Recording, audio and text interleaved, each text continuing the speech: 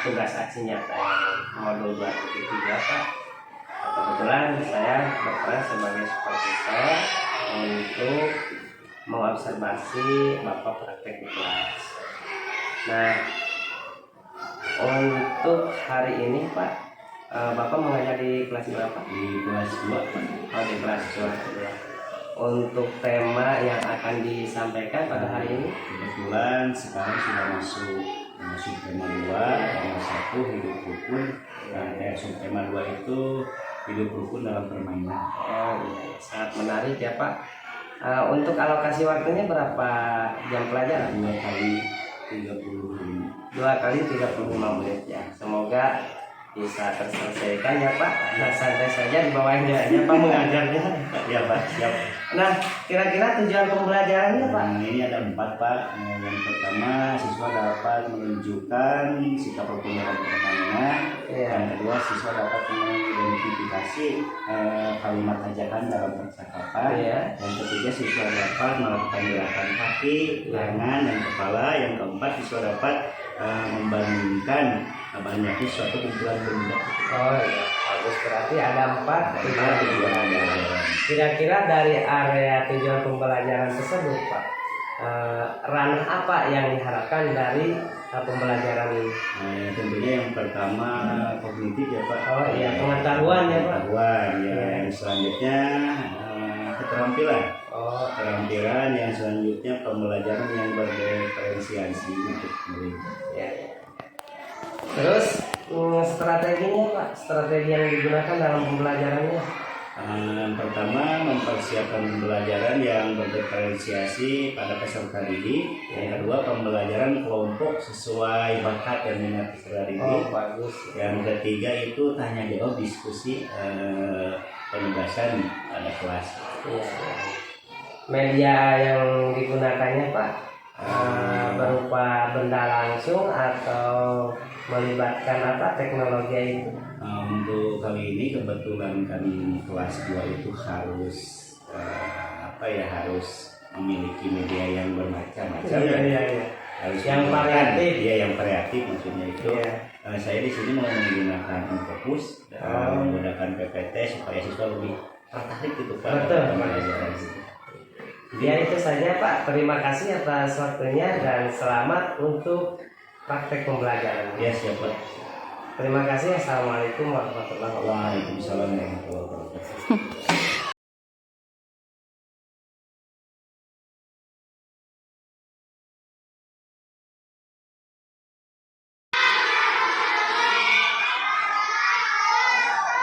Selamat pagi. Apa kabarnya hari ini baik? Baik ya. Bapak harus saya dulu.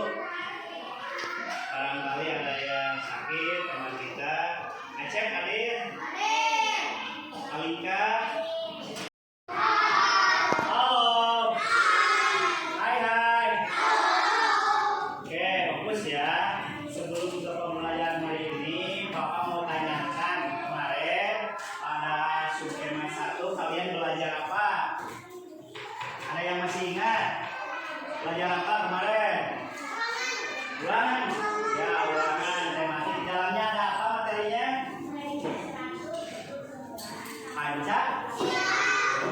Simbol Pancasila ya. Terus ada apa lagi? Selain simbol-simbol Pancasila, kalian belajar apa kemarin? Pertama, bilangan, ratusan, puluhan, dan satuan. Oke. Untuk pembelajaran hari ini, kalian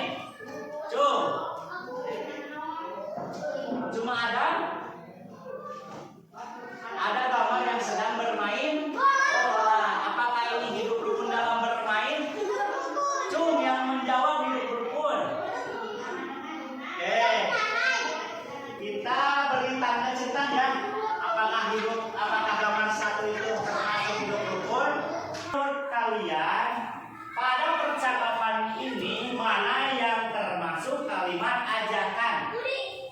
Yang dikatakan oleh siapa? Udin. Yang mana? Yang mana? Kalimat ajakan. Ajakan itu ajakan untuk bermain. Oh, yang ini. Di sana ada di buku halaman 52. Lihat halaman 52. Ada ya? Ada percakapan Udin, terus siapa lagi? Ada percakapan mengajak bermain ke kita lanjut ke halaman menirukan gerakan. Nah, ada halaman 54. Coba berdiri semua berdiri. Oh, berdiri. Kita gerakan tangannya kayak gambar pertama. Bisa? Gerakan tangannya kayak gambar pertama. Bisa?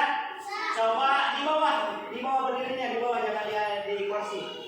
Kita putarkan tangannya, yang bawah ke atas. Coba diputar ya. Sekarang gerakan kepalanya ke kanan, gerakan kepalanya ke kiri, gerakan lagi kepalanya ke kanan. Ayo, gerakan kepalanya ke kanan, mana kanan, gerakan lagi ke kiri. Oke, sekarang kakinya, coba kakinya dilipat seperti gambar. Coba kakinya dilipat. Ya, terus dibuka kakinya, dibuka.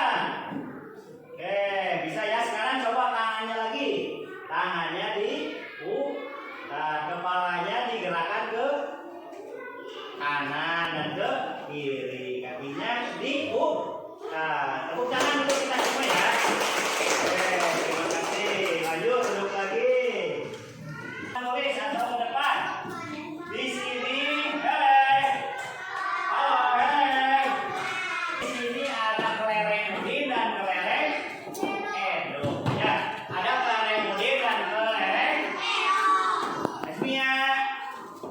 Ada kelereng Udin dan kelereng Edo.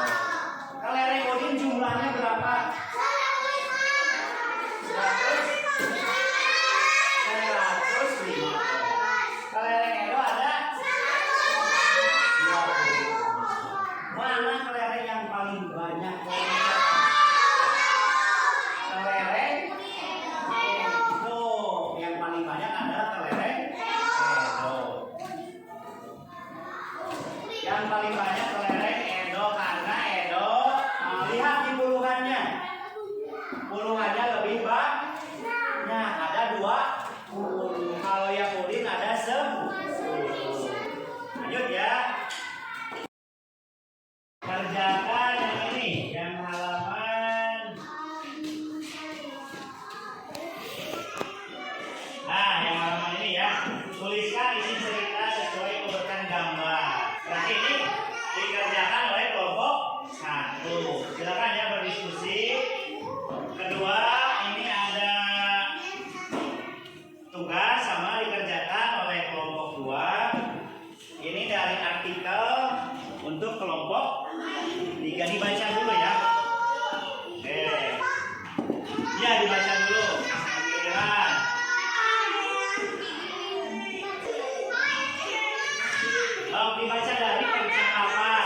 Dibaca dari percakapan yang ini.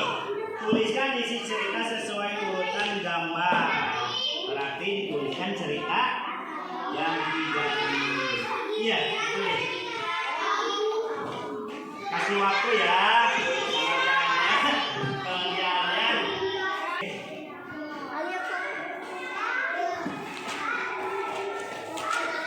Iya, terus yang kedua. Adek. Yang ketiga. Halo. Demikian pembelajaran untuk hari ini untuk meningkatkan pemahaman kalian di rumah, ya menambah pengetahuan kalian di rumah. Kerjakan PR-nya halaman 52 ya. PR-nya atau tugasnya di rumah untuk menambah pemahaman kalian tentang materi SMA 2 ini.